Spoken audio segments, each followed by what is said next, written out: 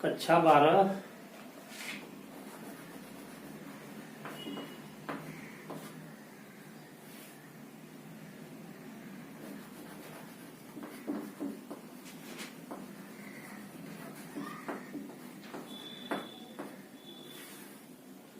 आज मैथमेटिक्स में हम लोग आव्यूहों का गुणनफल देखेंगे। पिछले लेक्चर में हम लोगों ने देखा था आव्यूहों का योगफल, आव्यूहों का अंतर और आव्यूहों की समानता। उस पर कुछ लोगों ने कुछ क्वेश्चंस किए थे और कुछ लोगों ने पूछा था, जो कि दे दिया गया है उसका आंसर और जवाब हल सॉल्यूशन भेज दिया गया है। और जो इसका इम्पोर्टेंट पार्ट है, जिसका कि आगे हमें एप्लीकेशन करना है, उसमें आज हम लोग एंट्री कर रहे हैं और वो है आव्यूहों का गुणनफल।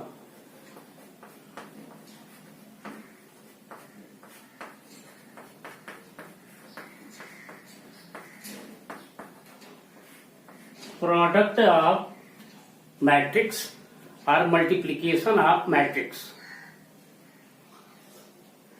तो इसके लिए कंडीशन है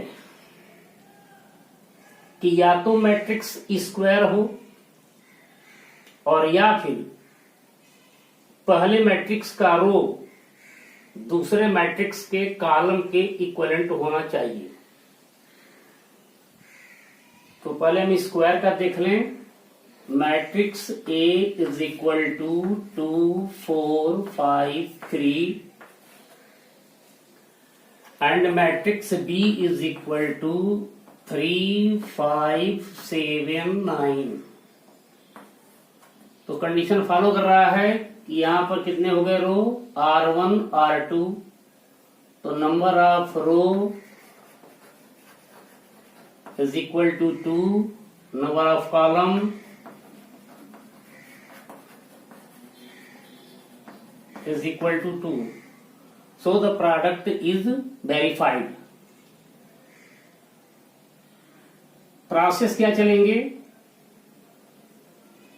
पहले मैट्रिक्स का रो दूसरे का कॉलम एक दूसरे को ओवरलैप कराएंगे। तो पहला रो है 2 4 और इसका कॉलम है 3 7। इसको टर्न करा दिया जाए 90 डिग्री। तो 2 4 जो अभी हॉरिजॉन्टल है वर्टिकल हो जाएगा 2 4। अब यहां मल्टीप्लिकेशन का साइन लगा दिया जाए और सम किया जाए, इनको ऐड किया जाए। तो 3 2 जा 6 और 7 चौके 28, 28 6 34।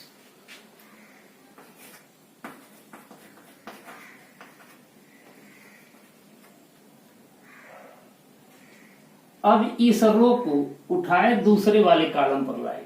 तो दूसरा वाला कॉलम है 5 9 2 4 मल्टीप्लिकेशन 5 दूनी 10 9 चौके 36 और 36 10 46 यहां पर आया।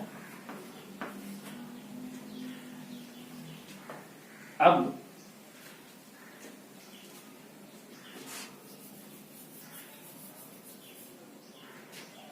दूसरा वाला रो पहला वाला कॉलम, दूसरा वाला रो पहला वाला कॉलम, पहला कॉलम है 3 7, रो 5 3, 5 3 को टर्न कराए 90 डिग्री। तो 5 3 3 5 15 7 3 के 21 5 1 6 36।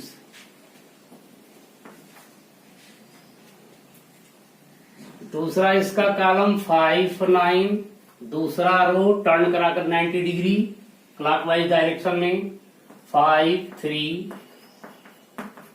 25 9 तरीके 27 7 5 12 52। ये हो गया multiplication of two matrix of order 2 by 2 2 by 2 means square. इस प्रोसेस को हमेशा खोपड़े के भीतर बैठा लेना है। दिमाग में प्रोसेस को बैठाना है कि पहले का रो दूसरे के कॉलम को ओवरलैप करें, मल्टीप्लाई करस्पॉन्डिंग जो एलिमेंट्स होंगे या डिजिट होंगे उनका मल्टीप्लीकेशन होगा और टोटल सम किया जाएगा। क्लियर है? इसी प्रकार अगर हम 3 इसके बाद के 3 का मतलब यहां स्क्वायर की बात नहीं हो रही है, बात जो कंडीशन दे दी गई कि पहले जो मैट्रिक्स है तो पहले मैट्रिक्स का रो दूसरे मैट्रिक्स के कॉलम के इक्विवेलेंट होना चाहिए। अब जैसे यहां पर मिल गया matrix A is equal to 3, 4, 5 और matrix B is equal to मिल गया 1, 7, 9। तो यहां पर कौन सा क्रॉस है? यहां पर मिलेगा 1 क्रॉस 3। यहां पर क्या मिलेगा? रो 1, 2, 3 क्रॉस कॉलम कम 1।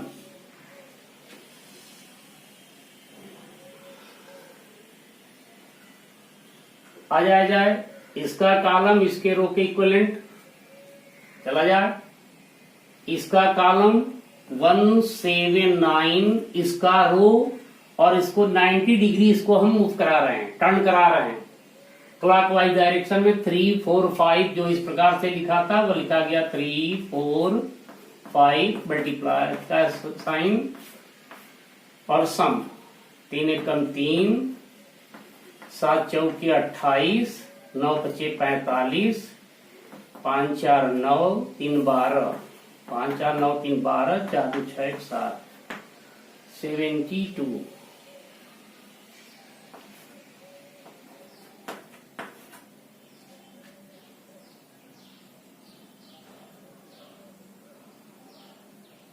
क्लियर है? इस प्रकार इस प्रोसेस का हम प्रयोग करते चले जाएंगे और एटलीस्ट 2 दिन में मल्टीप्लिकेशन सभी लोगों का बिल्कुल ही कंसंट्रेट हो जाना चाहिए। और मल्टीप्लिकेशन जैसे ही आपका कंसंट्रेट होगा तो इसमें कुछ 4-6 ऐसे डिफरेंट मैट्रिक्स हैं जो आपको पढ़ लेना है। इसके बाद आप युगपत समीकरण को इजीली सॉल्व कर सकते हैं। थैंक्स।